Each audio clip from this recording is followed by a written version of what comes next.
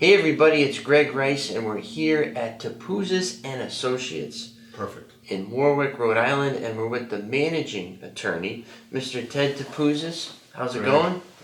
Thanks for having me. Absolutely. I appreciate it. Ted is a network, I guess you would say, our best in-network attorney for all of our closings, and we're here at the closing table. So we're going to chat with Ted today a little bit about your background. I want to jump right in to Florida. Tell us about your beginnings in Florida. Yeah, well, I can tell you it's got a long history in Florida. You picked up a picture of me, kind of not as flattering as I would like, I guess, but it's funny, where I was at Rollins College back in the mid to late 80s. That's actually the beginnings of my experience in Florida. I went to school down there. That's outside of Orlando, and had a great experience there. Great school, really great school. I met a few people there that were Florida based. Most everybody else was outside of Florida, just come there for the sun and the fun. And like I did, most people, right? Like I did. After law school, I decided to stay there, and I went to New York Law School. So I did have a little gap between college and law school before I moved back down to Florida. But I started my practice down there shortly after law school in Miami. That's where my couple friends resided. And I moved down there thinking, more opportunity than Rhode Island or the Northeast, and probably also, of course, better economic experience, lifestyle, being outdoors, and so that was my thought process. And I stayed down there for quite some time. I worked for a big firm. That's how I got into real estate. My first position. Moving down there was working for a big mill, foreclosure mill, and mastered pretty much everything. I was the grunt, as you can imagine. Yeah. You're coming out of law school, you're not making much money, you don't have any experience, so you're doing everything you can to look good and get ahead, and that's just what I did, and so I worked for that firm for a while. I did all the foreclosures, evictions, replevins, title curative, you name it, I did it. I had a big briefcase full of hearing files, and would just go out and to Dade County, Broward, or Palm Beach. Sometimes even out of our office was in Orlando. I'm not in Orlando. I apologize. In Broward County, outside of Fort Lauderdale, and Florida's a hell of a lot bigger than Rhode Island. So for us down there, 45-minute drive was a routine drive, and so I was able to cover the Tri-County area, pretty well. And just did all the hearings for the firm, that were in person, and that was really the beginnings, right there. Gave me some great experience. So that was from, I would say, 95 to about 2001, where I did that for that firm. Proving yourself, earning your stripes. Oh yeah, I definitely did. I thought it was an excellent experience. At times a little frustrating, which like anything else when you're on the learning curve of things, it's tough. But it worked out pretty well, I felt. I left that firm shortly after. I think it was in early 2001. I partnered up with a friend of mine from that firm, and we set up our own title company, our own law firm. We did foreclosures, evictions, closings, everything on our own, and in Hollywood. So we Florida, that is. Hollywood, Florida, correct? Yeah, yep. And it a great time. We enjoyed it. But I moved back because my mom was, kind of failing a little bit with their health, and so I felt that it was an important thing for my kids, who both were born down there. I met, of course, also my wife, who's from Peru, which is interesting. Not too many Peruvians up here in New England. My wife's from Brazil, so Brazil. Maybe they can hang out. Well, connection. Same That's temperature. Nice. Yeah. They have a common border. They do. Yeah. I've been down there a few times too. Awesome. Have you? Yeah. Yeah, that's nice. I have not been to Brazil though. I'd like to check that out. But that was an interesting experience. She didn't speak any English, so that took a little bit of a learning curve to get there. I'm sure you can relate. Yeah. Yep.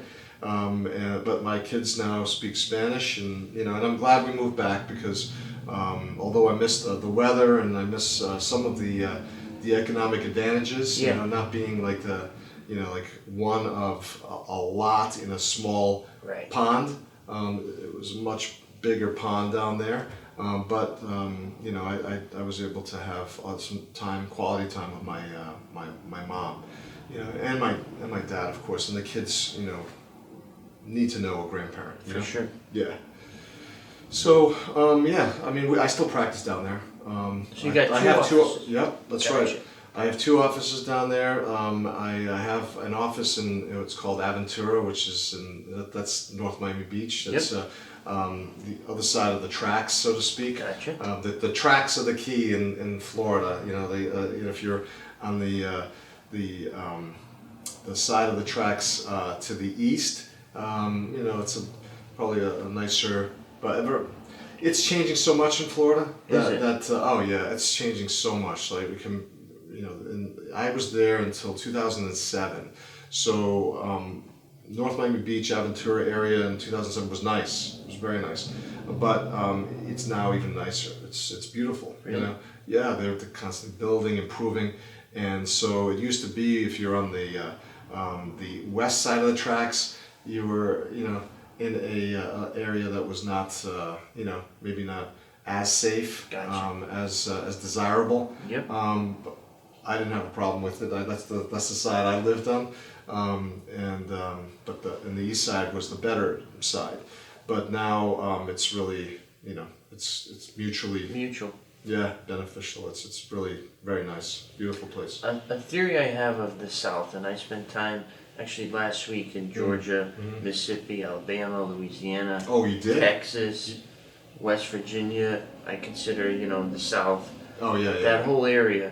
I have a theory that they constantly get hit with weather, hurricanes. Yeah. So it's tough for them to advance as a whole because they're doing their thing, and then they get knocked out. They get hit. Then they got to start over again. Yeah. And then in 9 months it happens again. Mm-hmm. So is that theory true in a sense, or is Florida different because it seems like they get hit the hardest, but they rebound the quickest? Yeah, I think that's a good point. I can tell you from my own experience, which was pretty interesting. I moved down in the mid '90s, right, and Hurricane Andrew was everybody knows of Hurricane Andrew. It was a Cat 5 hurricane that happened in I think it was the very early 90s. It might have been 91, I believe. 91, maybe 92. I can't recall exactly, but I did, when I moved down, see still a lot of devastation. So this is a couple years after the hurricane. A lot of devastation caused by the hurricane. It was really pretty intense. And I think for Florida that is, and I'm sure probably for New Orleans and some of the Panhandle, you see that the building codes have improved dramatically, and gotten very stringent over these years. And I think that's the reason why Florida rebounds as quickly as it does, because they learned their lesson back in the early '90s with Andrew, and I lived through a couple hurricanes myself when we lived down there, and it's pretty intense. It used to be when I moved down, as a New Englander, you don't think like, hurricane. oh, hurricane, it's a party. Yeah. Let's have a party. Yeah. And that's so much the case. Like, at least back then, it probably still is now. Any reason to have a party is a good reason, right? Yeah. And so having a He said it. I know. Spent a lot of time down there. And so, but when you go through and experience a hurricane, you realize, oh man, it's definitely not something to party. You got to prep ahead. Yep.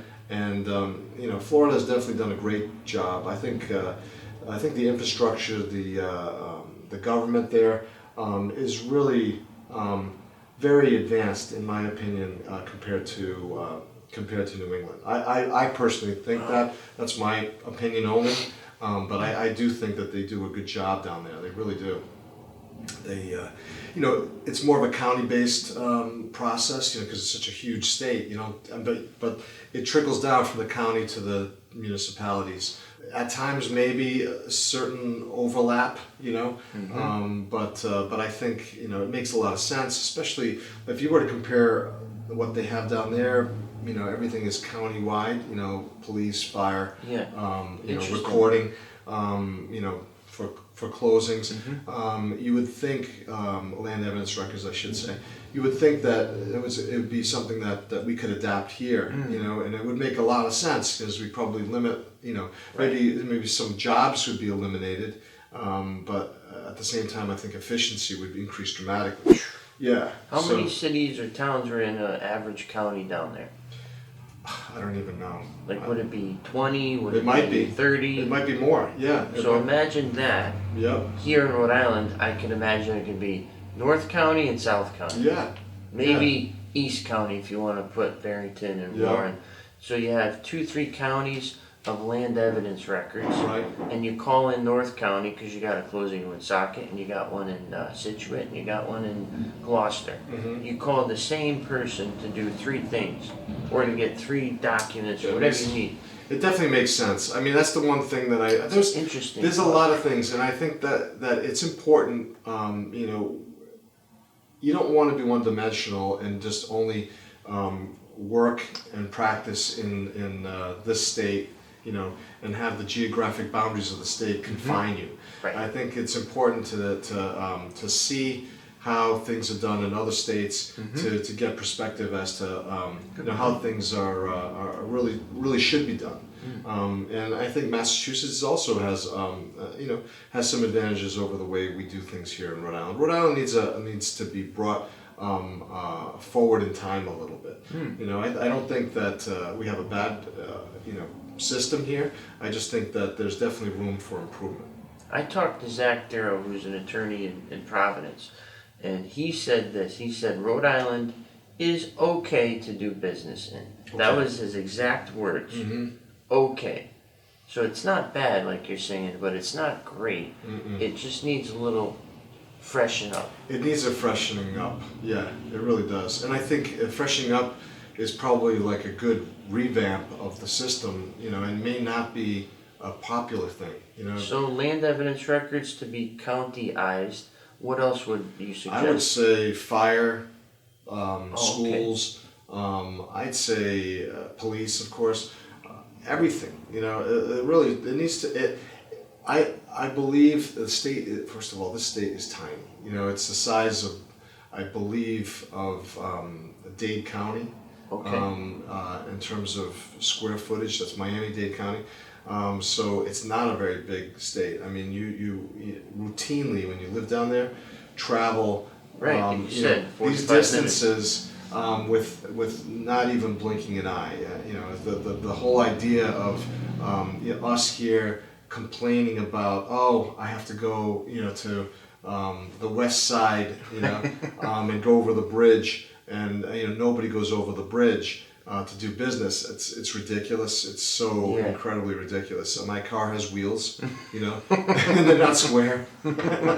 So I don't have a problem making that trip. As a matter of fact, I'm sure you're saying the same thing. Yep. Anywhere you can get $1, you go. Yep. And so that's ridiculous, especially when you've come from that environment. So I think it was a good experience to live and work down there for the time that I did, and gives you perspective on the good and the bad, where we live today.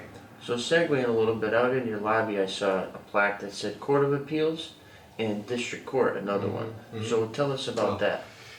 Yeah, so I'm licensed in a number of states, and so I'll take a step back to answer the question. I am a practicing attorney in 6 different states. Can you tell us which states? I will. Rhode Island, Massachusetts, Florida, New York, New Jersey, DC, and I'm working on my Connecticut right now. Cool. 2B7. Yeah. Wow. What I do is and I do closing work in these states. Not in every state though yet, because I want to be proficient in the states that I practice in to make sure that I have a good grasp of the process. And I don't want to learn on anybody, obviously. Right. I mean, I take pride in what I produce. So primarily, where I do practice now actively is Florida, Rhode Island, Massachusetts. Gotcha. And the goal is to get into Connecticut, and then the others are there for bank-owned work, Gotcha. and so that's what I do as well, and I have been as I've mentioned since my early days in Florida, working for the mill that I mentioned, and so I know that business really well. Extremely well. I know how to solve a title problem. There's a number of different ways to approach things, and it's also about being persistent and trying to get your point across to the people that make the decisions. And now in my practice, in my business, it's the title insurance underwriters, the title companies. And usually they're about making the deal happen as opposed to killing the deal. Right. And so, yeah, so I have all these licenses for that purpose, to do the not just the traditional work, which is mainly the footprint where I can travel by car, which would be Rhode Island, Mass, and Connecticut, hopefully. But Florida, I don't need to travel by car because we can do things remotely. Perfect. And I've always done remote. We do hearings. We do telephonically there. So if I had to go to court, it would be telephonic most of the time because you're doing. That's awesome. It's a big state, so you're doing. When we lived in South Florida, you do telephonic hearings all over the state. And we're not really geographically limited to Dade, Broward, and Palm Beach. Right. Which is also a positive thing. Rhode Island and Mass could benefit from, in allowing, more of a technology-based, process to help us, push forward in, Gotcha. In what we do in our practices. Florida, you use a notary. And you can, if you can't do it in your office, physically the closing, you just send out a notary to handle the transaction all over the state. There's no limitations in the notary's ability to be able to sign documents. In Mass, there is a little bit of they consider closing as a hybrid practice of law.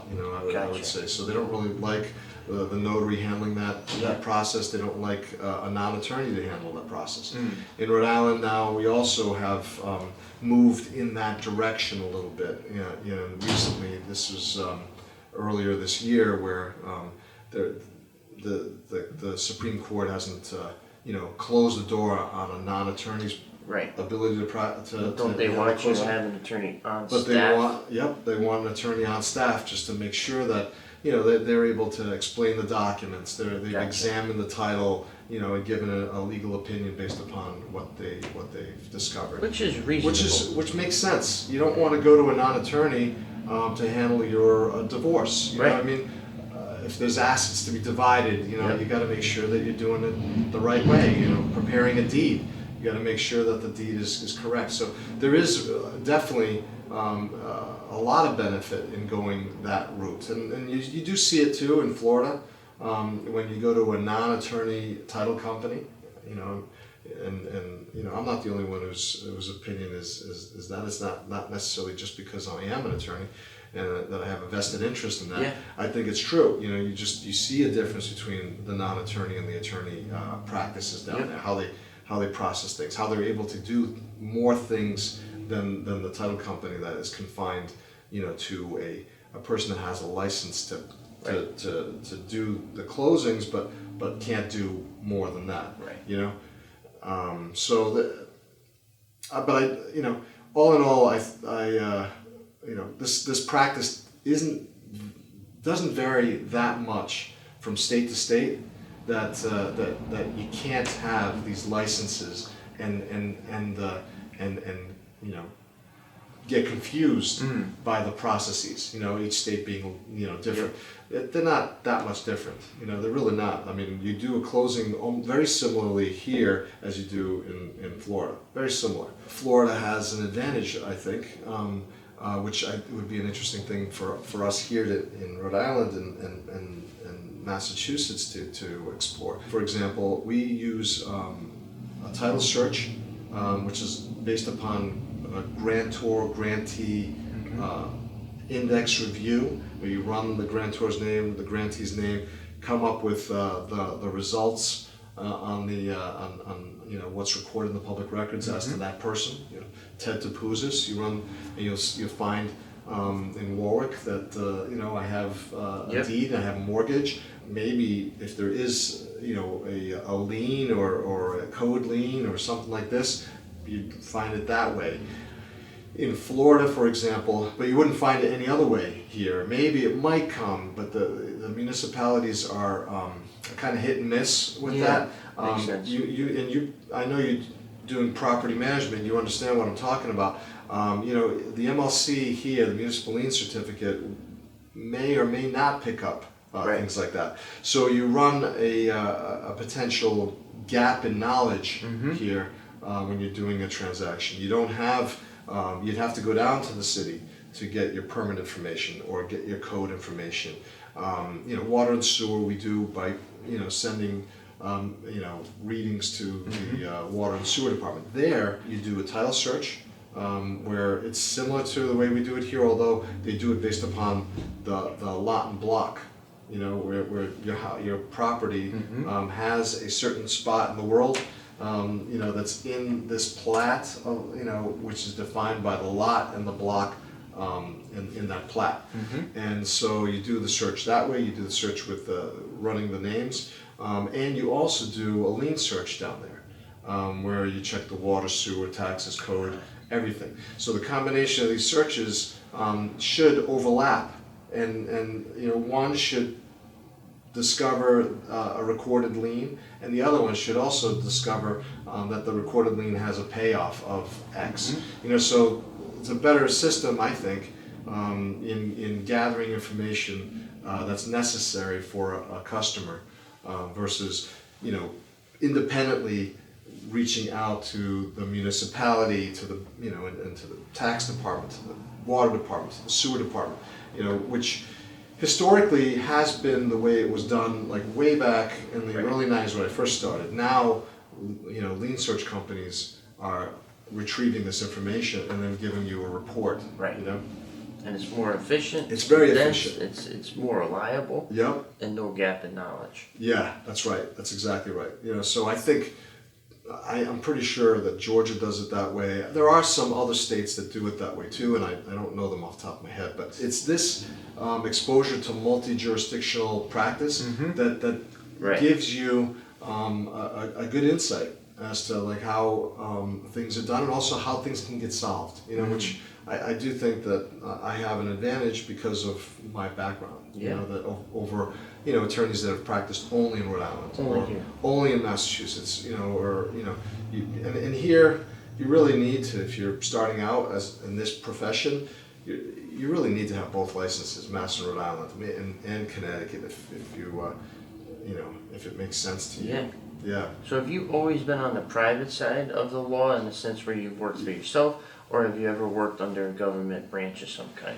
No, I was always on the private side. So Gotcha. the mill that I worked for, you know, was also private, one practice managing attorney. And how come? And how come? Yeah. I never ventured to the public practice. Probably could have. Back in the day when I started out, I just think that at the time that I started out, it was in the early to mid '90s. I'd say mid '90s. There weren't many positions open. Gotcha. In South Florida. Really hard to find a job. And also hard to find a job with a limited to no experience. Right. And so I focused on, because my family at the time owned a number of properties as well. I focused on just sticking with what I thought I knew, and I started looking for only real estate related positions. And that's basically how I Where you stayed. Yeah. So I never ventured into the public sector.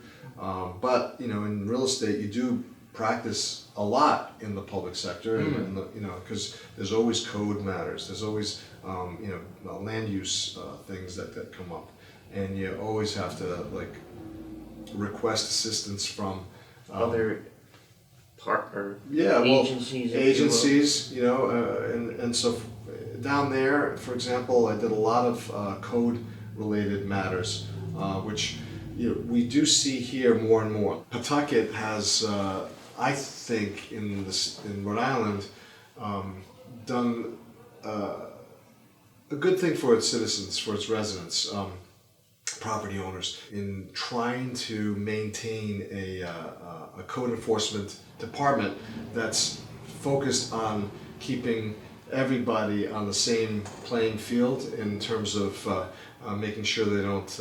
There aren't any code issues that the neighbors have a problem with, and similar to my practice in Florida, I think it's good. I think it adds to the value of the homeowners in Pawtucket that they go and cite the property owners for this issue or that issue. Why shouldn't they be cited? Right. They shouldn't be running, repair shops at their homes or if they have, a zoning that allows for certain things to happen, that's fine. I'm not saying that that's not a problem. I think that if it's a residential zoning and you're running a business, you just shouldn't be doing that. Right. It's just flat out should not be doing that. It's not fair to the residents to have to listen to the noise and whatever else comes with running a business from your home. Pawtucket is good about that, and I think that the Providence, you see that with the Department of Inspection and Standards, that they're definitely making strides that way as well.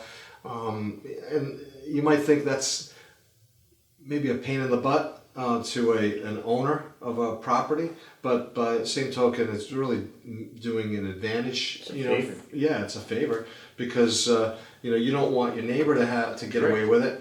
So if you're putting that same pot in terms of potential exposure to being cited for a code issue, that's the way it goes. So so. I do think that, and getting back to the Florida thing, I do think that their system is so much more advanced in terms of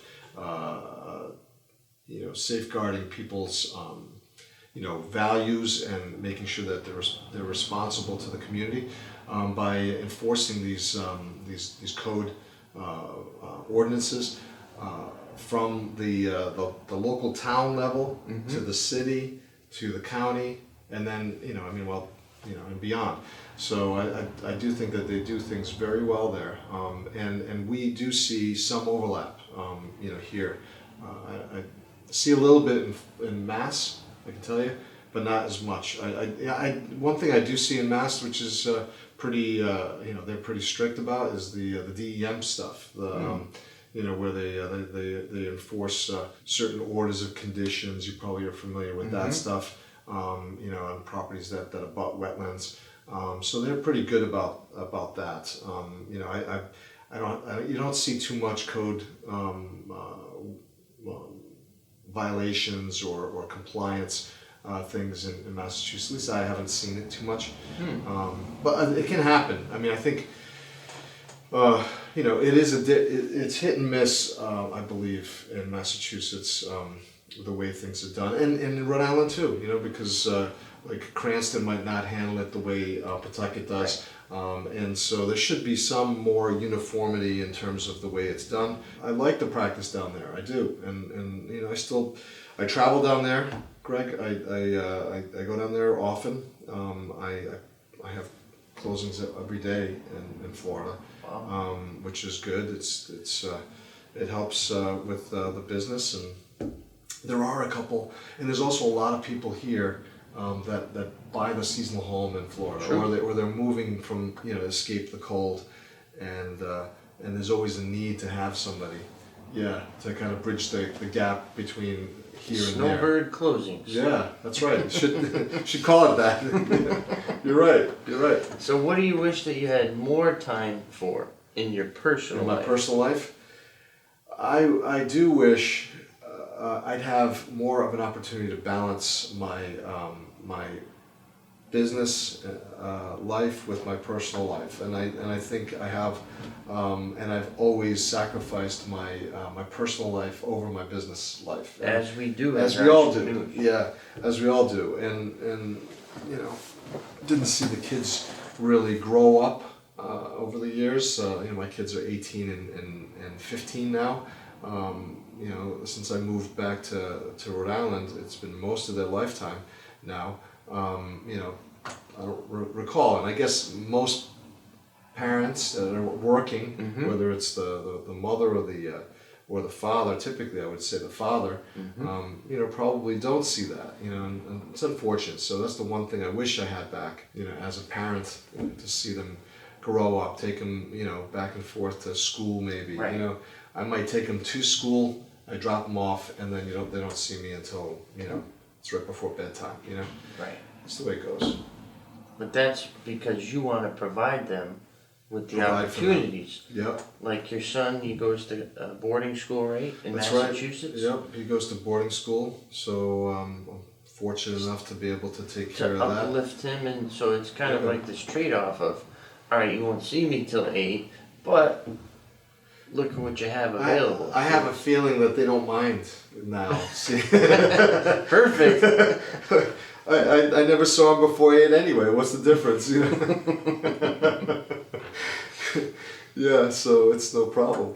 The one thing I do also is I'd like to travel a little bit more if I could. Right. That would be another thing that I wish I'd have a little more time to do. Yeah. In the last so many years, I've been back here since 2007 from Florida, mm-hmm. Living down there, and I made one trip, a 30-day trip, nice. To my father's Greek, my mother's German, but I would travel to Europe a lot when I was a kid, but as an adult, I haven't had the time, and starting a practice here it was tough because I didn't know anybody, so. I haven't gone to Europe as much as I'd like to, and visit my family and places that I used to visit when I was younger. That's one thing I wish I had more time to do too. I have gone down to Peru, like I mentioned to you, yep. Offline, and I think that's pretty was pretty interesting. I've enjoyed that. So it's just, but I don't go often because when I do go. I'm looking for the closest spot or the best spot for internet access, and I'm constantly checking my phone, reaching in because I can't get disengaged from my office. I have people here that I trust. I think they do a great job. I have several other attorneys, so it's not just me and a number of staff, but I have difficulty disconnecting. Yeah, that's definitely like any other. I'm sure you're like that too. I know that. Yeah. I know that for sure. You're constantly engaged, and that's the way it is when you run a business, mm-hmm. right? It's difficult to say, all right, I'm not checking my messages anymore, and I can't go on a cruise or some remote place where I don't have access. It would drive me up a wall. Yeah. I couldn't do it. You feel like, what am I missing? I could not, absolutely not do it. And I'm sure there's a lot of people out there that can relate to that. But there's a lot of people that come home, Ted, and they can shut off. They can disconnect. My Yeah, dad was a mason, so he'd come home at 3 o'clock, that was it. done. Yeah, So there's a trade-off to being an entrepreneur. Yes, you get the money, you get the freedom, you get the opportunity, but also it's, you don't get the, oh, my job's done today, see you tomorrow. Or No. see you on Monday, Yeah. Tuesday if it's Monday's a holiday. right. So right. that's like the one thing I noticed with my father is he enjoyed his time off. Yeah, He would fish, he would take us to the beach. He would, more quality of life. yes, but less pay. Yeah, sure. He's got to go back on Monday or else It doesn't get it paid. doesn't get paid. Right. So Right. it's weird and it's interesting how the United States operates. You could pick one of the two. Yeah. There's really no in between. No, Europe. I mean, it's just something that comes up all the time, especially in Greece, and in Italy and Spain. They have the that siesta time in the middle of the day. Take a nap. Yeah, and so they don't focus on work for life. For them it's more I have to work, to put food on the table. Yes. But I don't let that define my life. Mm-hmm. For us here in the United States, it defines our lives. And it's also probably because we want a nice car, we want a nice house, we want we have to have internet and the latest cell phones and cable or this and that and there's a lot of things there that they don't need. Right. They can do without. That, to me, I think is the reason why they can live in that lifestyle with that siesta and it not be, something that's going to interfere with their ability to earn, It's interesting. They don't care. I'll go to lunch with a Portuguese guy. His name's Joe Botello, electrician, and we'll go at 1:30, and we'll eat lunch for 2 hours, and then after that he'll say, "All right, now I'm going to do X, Y, and Z," and I'm thinking like, I'm ready for a nap. Yeah. I'm ready to keep this party going. Yeah, that's right. So I don't understand how they could stop and indulge, The old school. eat and have wine, and then all right, let me get back to To work. work.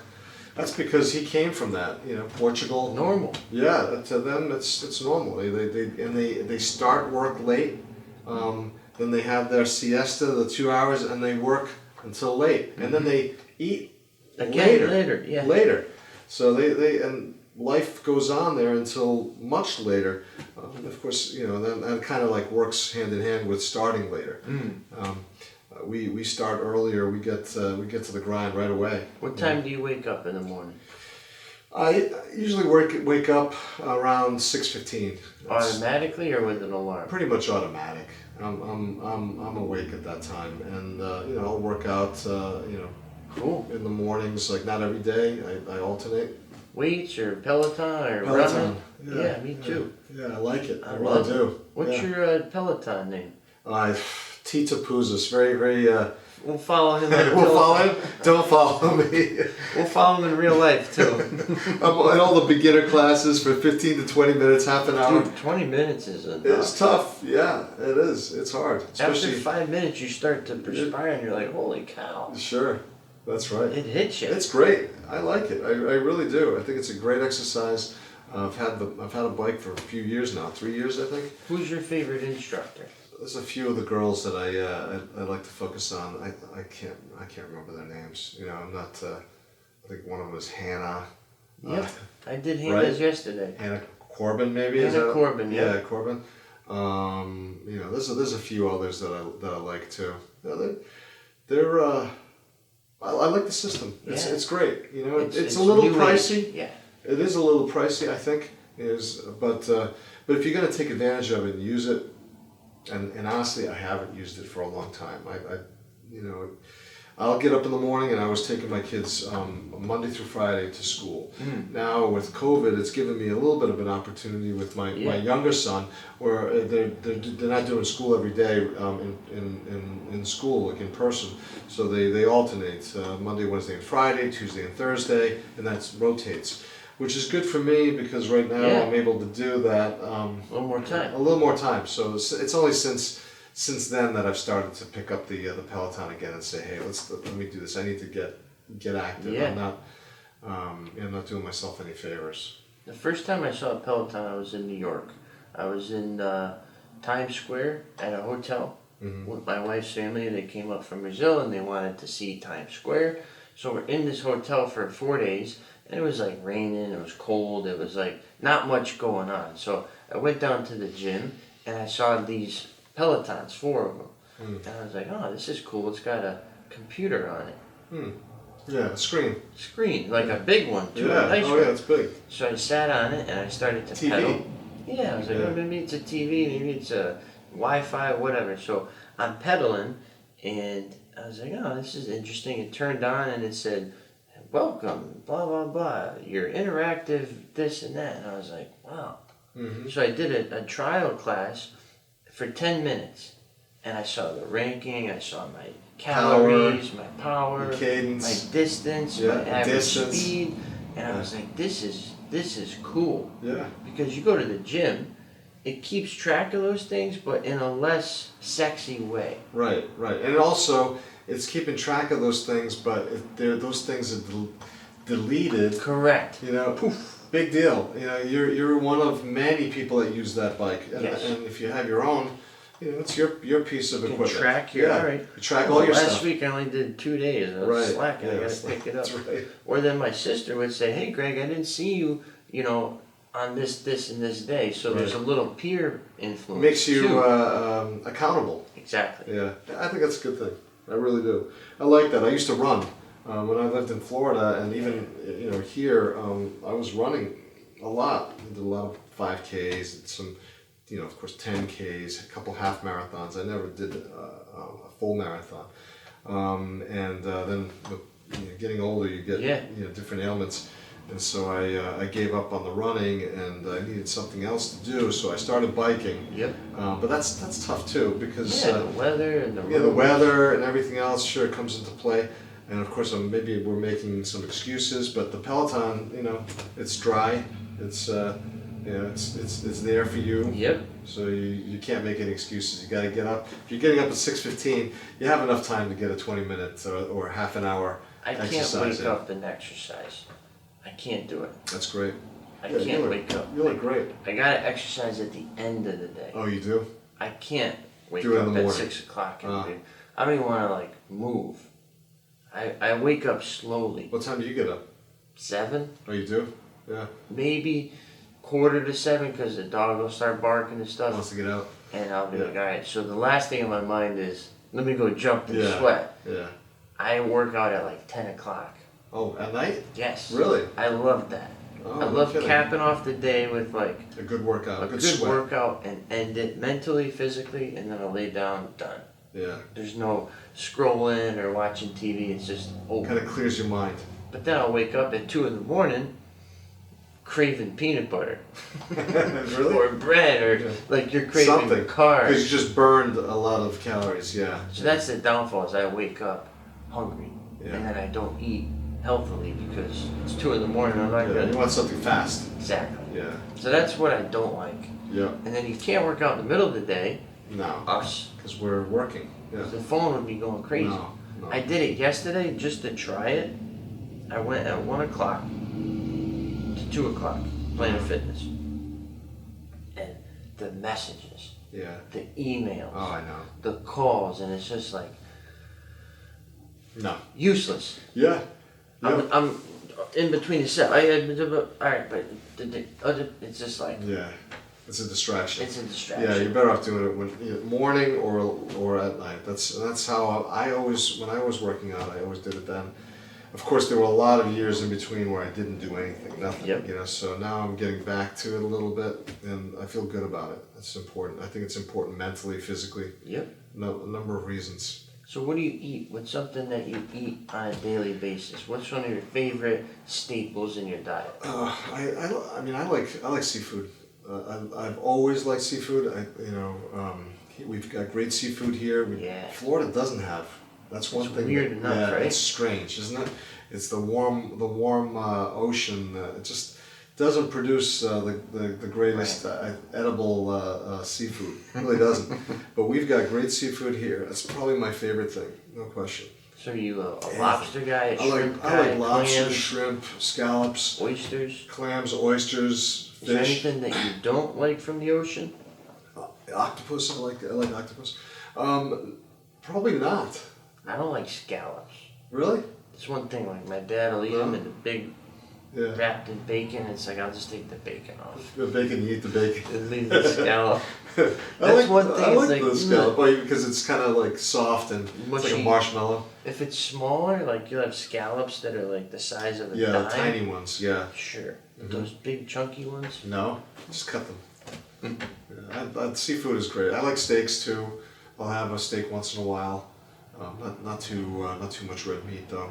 But how about for lunch, like on a daily basis here? Are you ordering in? Are you packing a lunch? Like what's your... It's hit and miss because lots of times people are here for a closing in the middle of the day, and so I don't have time. Yeah, I don't have time. So I'll eat something in the mornings. I'll have something decent in the morning, and then it just depends. If I have a day where I have a little bit of a window in the middle of the day, I'll eat something. I'll usually order something in.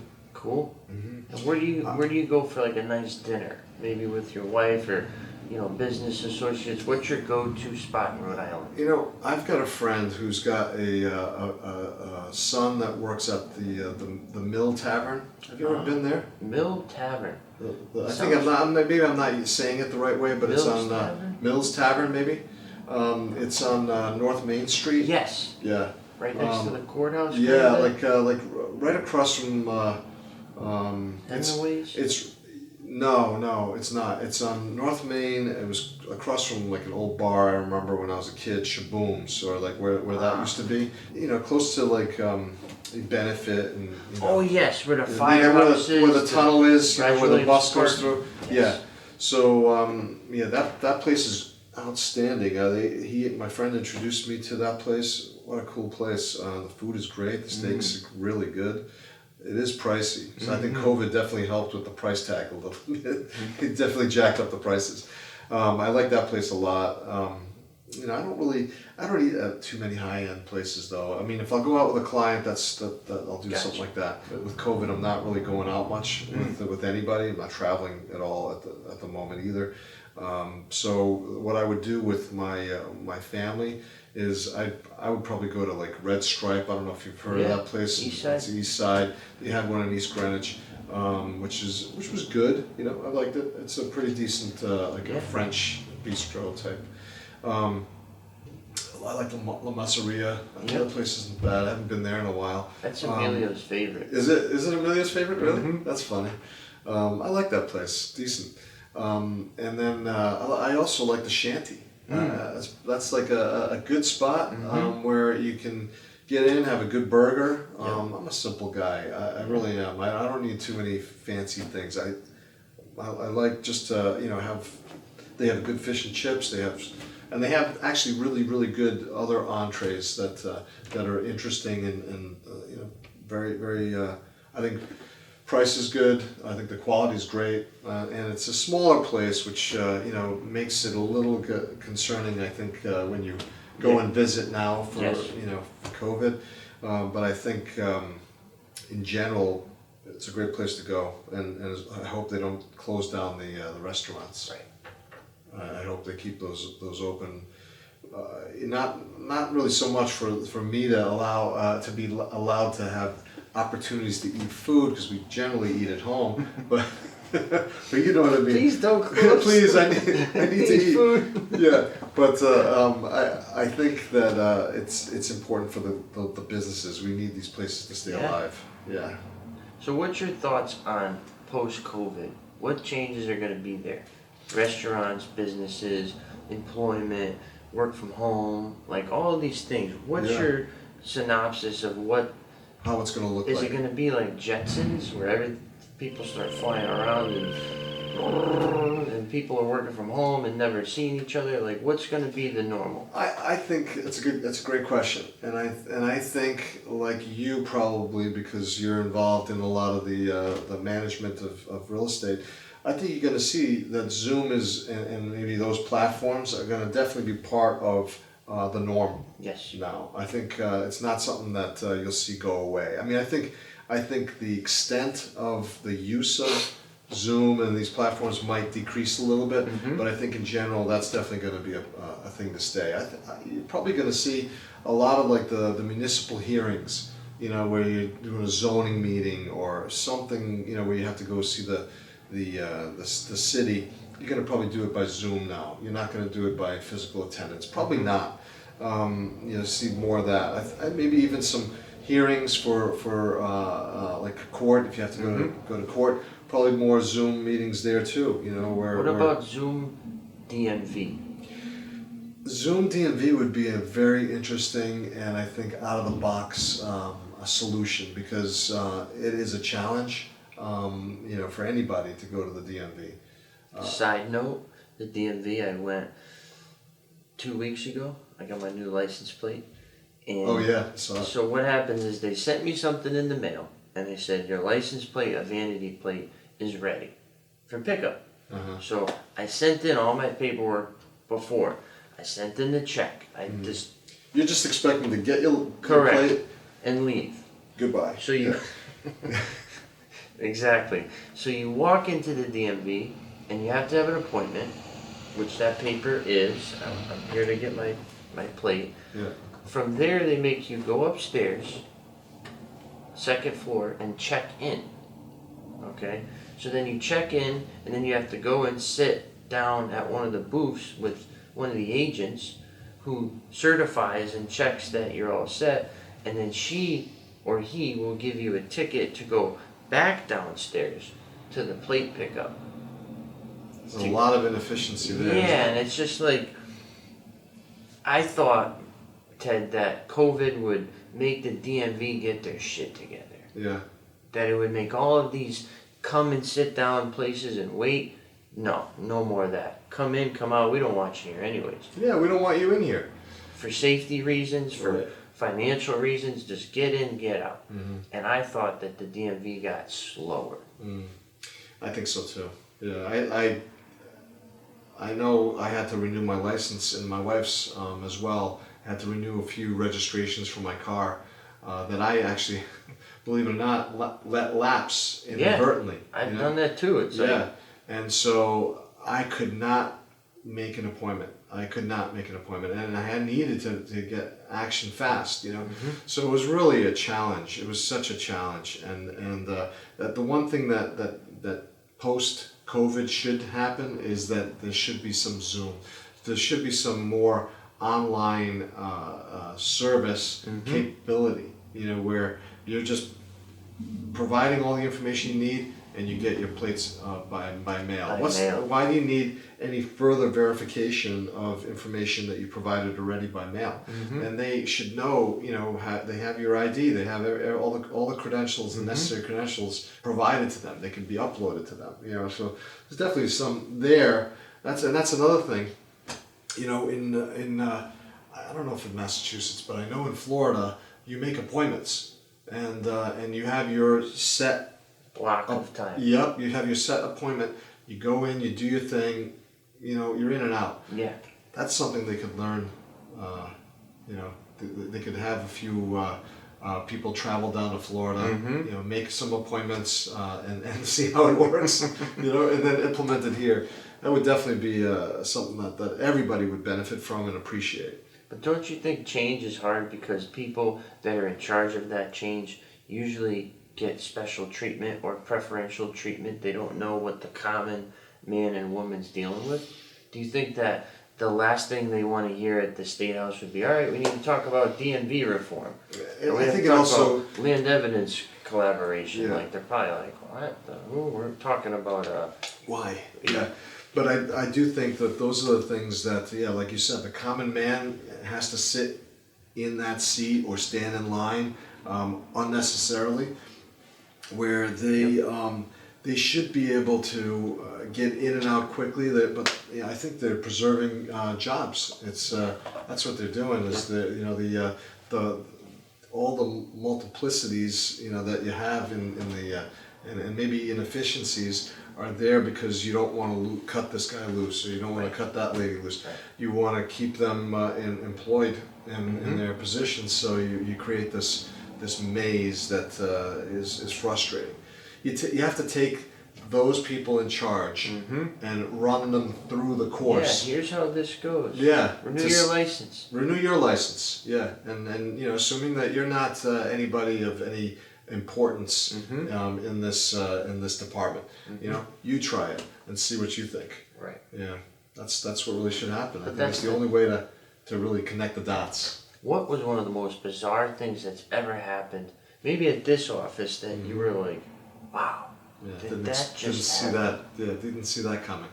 I could tell you, I had a closing. Didn't take me too long to think about this. I had a closing that I was working on. This was earlier this year. It was a higher end home property. How much? It was $4 million. Like a waterfront home? Waterfront, Or like yeah, Gotcha. waterfront.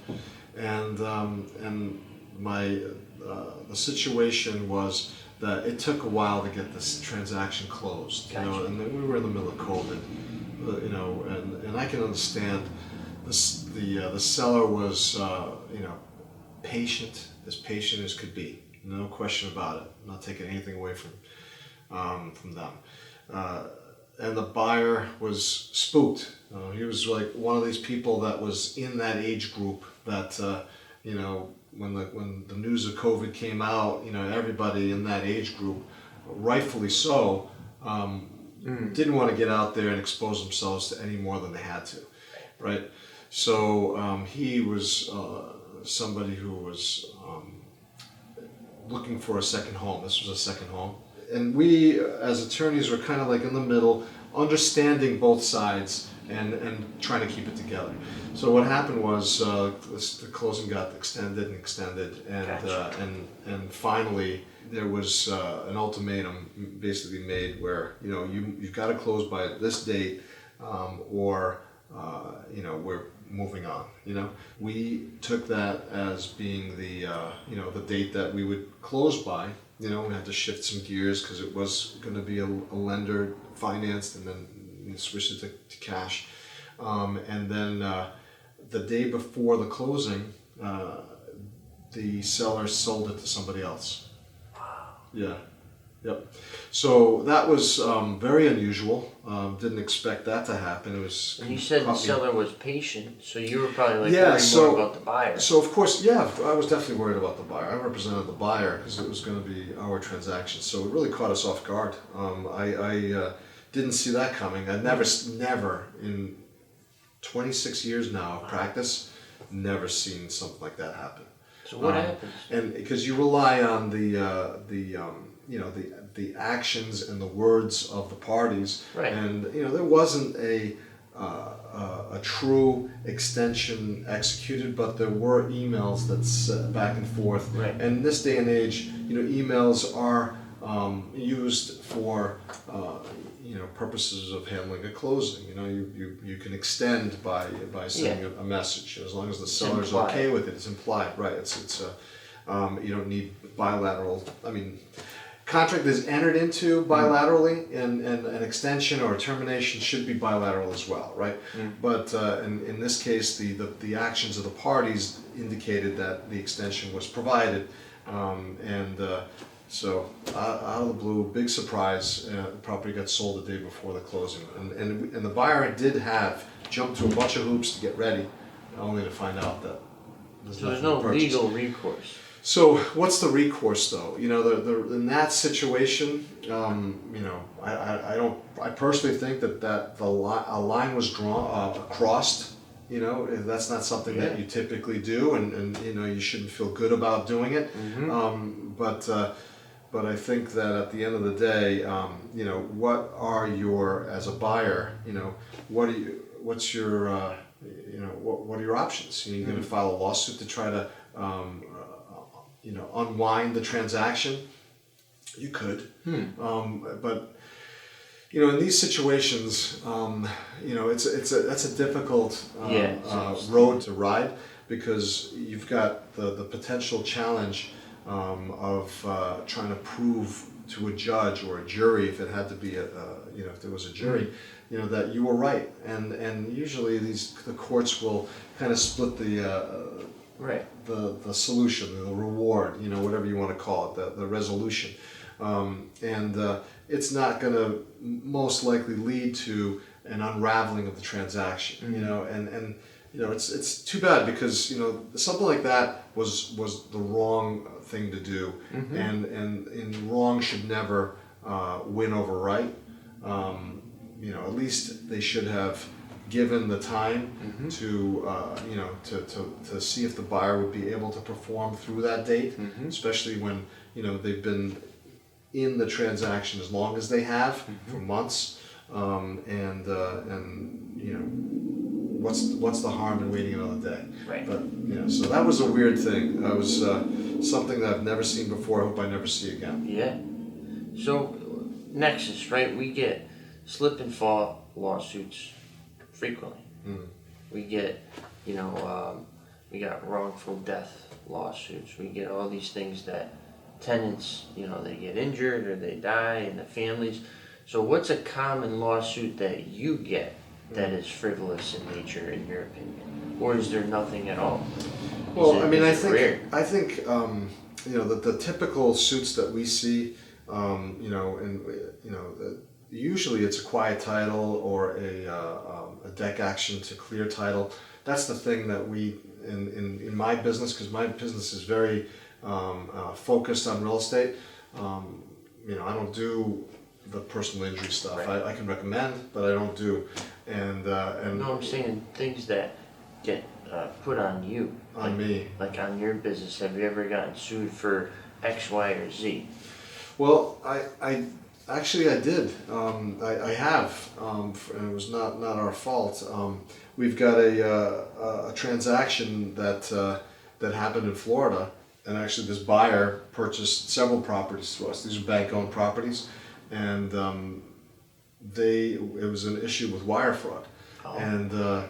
And so what happened was this particular buyer bought one other property from us, wired funds to our account, okay, no problem, deposit money, and then followed it up with a wire of the seller's the buyer's cash to close, I should say, no problem at all. Second transaction, wired us the deposit money, same agent too, same listing agent, buyer's agent rather, and then when it came to the seller's proceeds, HUD statement, everything was sent over to the agent to forward to his client. What happened was the agent was hacked, and then a message was sent to the buyer as the posing as us. Gotcha. And instead of law LAW,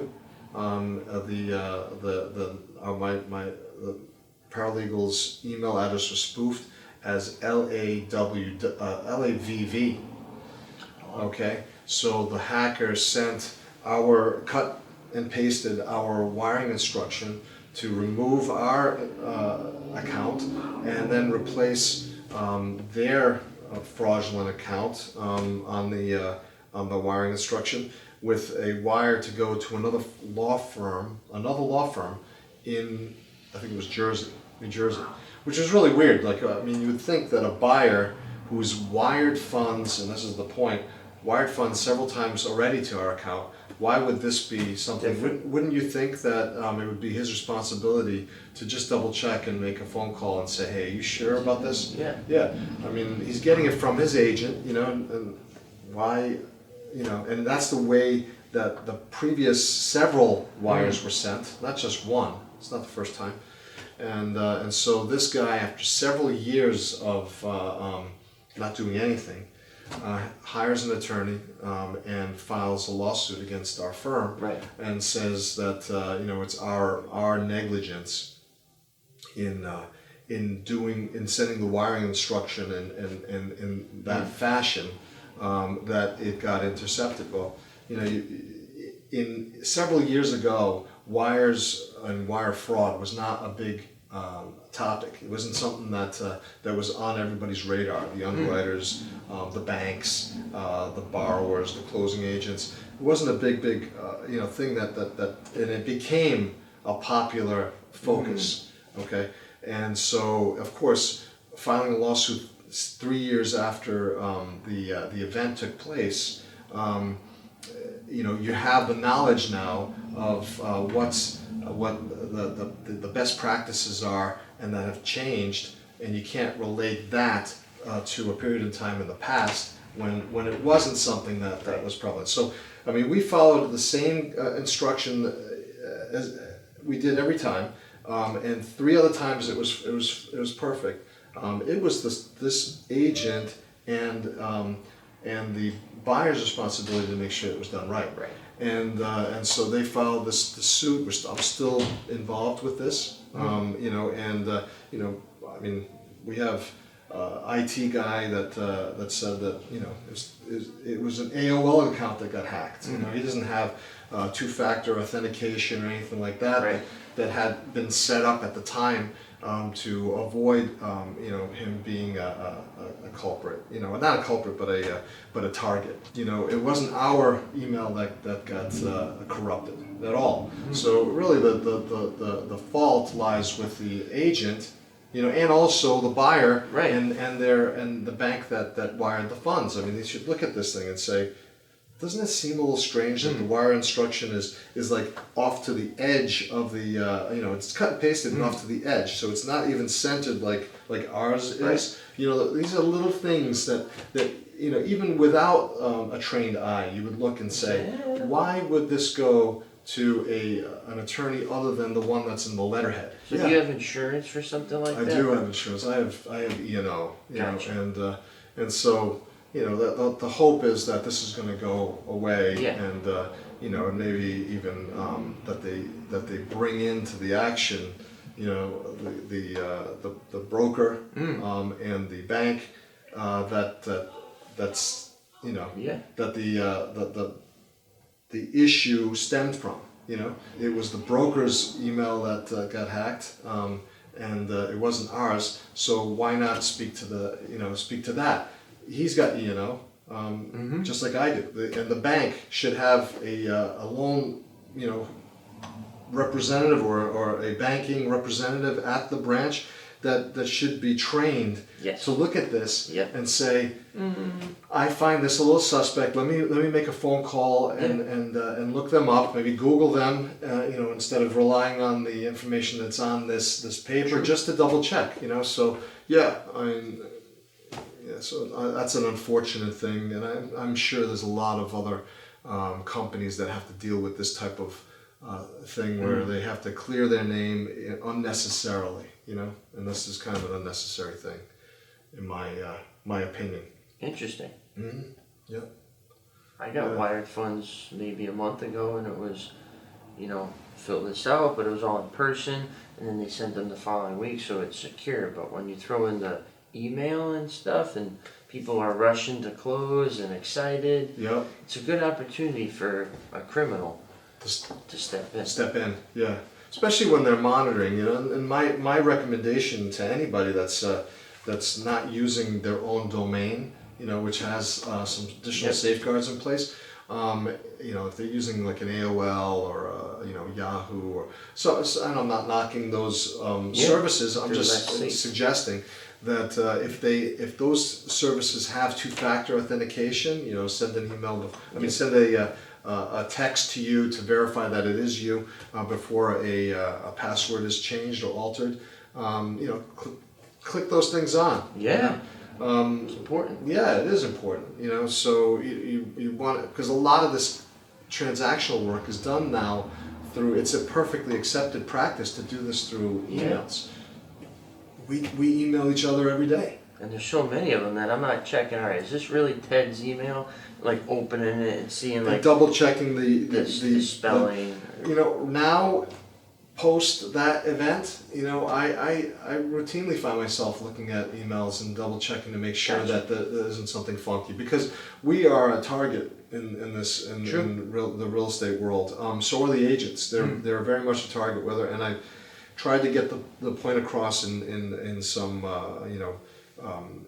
meetings that I would have with the real estate agents about what to look for. Now a lot of people are educated with that, and I think that you don't want to let the guard down at all, because we're always on the hackers' radar, but people are a little bit more aware, So of course, years after this event took place, we've had the benefit of some experience in dealing with this. Memos, bulletins.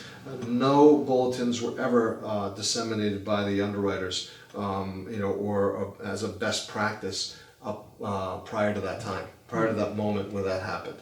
So I can guarantee that other law firms did the practice just like I did. No different at all. I know because we do standard transactional work, and other firms will send us the emails, for the wiring instruction for the seller at that time without being encrypted. So it wasn't something that was an unusual situation. I mean, we would follow exactly what others would do in terms of safeguarding information like that. It was the agent that got hacked, and he acknowledged it. He even said, I didn't see this message come in. Why? Because, he didn't know, he should have changed his password, and he should have known that somebody was trying to hack in and change the password. So, that's money. Yeah, sure. A lot of money, was it? It was $120,000, I think. 125. I'm not sure. It was a lot of money, and I don't know why this buyer didn't pursue putting a stop on the wire prior to. Why wouldn't he have? And it went Bank of America to Bank of America. Not to bring that up, but it was the same bank. So you would have thought that they could immediately flag that. Yeah, flag it, reverse it. Get pull it back. I don't know why they couldn't do that, but it is what it is. Well, last question. I know you're a busy guy. The folks at home want to know, what was the most important advice that you got from your parents? From my parents. And why? I think the most important advice that they gave me was to treat people like I would expect to be treated. And it's a very basic rule, and I've followed it all along, and I think it makes a lot of sense. So I always live to uphold that perspective every day with everybody. I try to, I won't do something, that I wouldn't like to be done to me. So that's probably the one thing that they've given me in terms of a perspective that I've kept up, throughout my whole life, not just my professional career, but as a person in general. I love that, because the thing about you that I admire the most, and as you get to know Ted too, is he doesn't use his status as a thing. It doesn't define you. Mm-mm. Maybe it defines your day. All right, I got to do this, this, and this. But it doesn't define how he treats you. And we're all in the public. We see attorneys that use that, that's who I am, and this is my car, and this is my jewelry, and you're on the east side. And they use that as like their thing. Mm-hmm. And I don't like that. No. You're a very relatable guy. You're like you said, you like a burger and you like to hang out, have a beer, whatever. That's you. Yep. And that's why I respect you. Thank you. That's great. You're not all uptight is my point. And people don't like that. I don't think people feel warm and fuzzy dealing with somebody uptight. Yeah. The person that's uptight, that's for them. They're doing that for their satisfaction. But everybody else around is suffering. Yeah. In a sense. It's a weird thing. So I'm glad that attorney Ted Topouzis is not all like that. All stuff. No, definitely not. I'm just I'm like everybody else. Love it. Yeah. And if the folks at home want to get in touch with your office, how should they do so? They should reach out to me. I have a local number, 401-533-9888, or I have a toll-free 855-451-0841. That toll free, it catches me off guard. Oh, the 855? Yeah. Yeah. And I've said saved it, but the first time I was like, Telemarketer. telemarketer. Yeah. And then at least this message like, Greg, it's Ted. And I was like, oh shit. Oh, jeez. What happened? How do you squeeze in here? Yeah, because we have the 855 number because we do work in Mass, we do work in Florida. Interesting. Jersey, New York. Yeah. So yeah, we have to have something. Kind of DC. generic and Yeah, try to keep Yeah. something that doesn't, focus and say, oh, he's a Rhode Islander, Right. only a Rhode Islander. Because in this business, again, you have to be competitive and yeah, widespread. and you have to look like you're bigger than you are. That's it. That's the secret. Yeah. Cool. So once again, we're here Thanks, at Greg. Topouzis Thank and you. I Associates appreciate that. in Warwick, Rhode Island. Once again, Greg from Nexus. If you have any comments or questions for me, throw them in the video below. Once again, Greg from Nexus, your property managed.